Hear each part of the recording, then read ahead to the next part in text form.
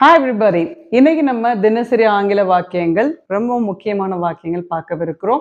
அதுக்கு முன்னாடி நம்முடைய page speak English within 16 hours அப்படின்றத லைக் பண்ணுங்க, ஷேர் பண்ணுங்க அண்ட் ஆல்சோ ஃபாலோ பண்ணுங்க. முடிஞ்ச சப்ஸ்கிரைப் பண்ணிக்கோங்க. ஓகே, நம்மளுடைய யூடியூப் சேனல் பாசிபிள் இங்கிலீஷ், அதையும் தொடர்ந்து நீங்கள் ஃபாலோ பண்ணீங்கன்னா நிறைய கிஃப்ட்ஸ் நீங்கள் பெற முடியும்.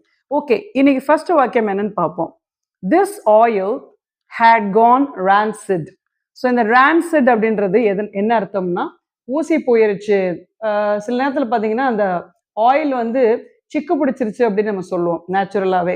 அதை தான் நம்ம சொல்கிறோம் rancid அப்படின்னு சொல்கிறோம். ரெண்டாவது விஷயம், திஸ் பொட்டேட்டோ ஹேட் ஸ்ப்ரவுட்டட். இப்போ நீங்கள் வந்து உருளைக்கிழங்கு வாங்கி வைப்பீங்க, ஒரு வாரம் கழிச்சு பாருங்க, அதுலேருந்து சின்ன சின்ன ஏதோ ஒன்று முளைச்சிருக்கிற மாதிரி நீங்கள் பார்ப்பீங்க.